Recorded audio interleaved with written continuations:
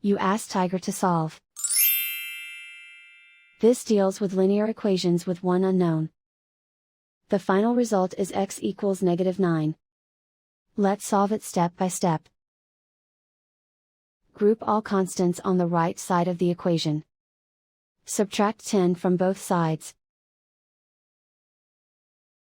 Simplify the arithmetic.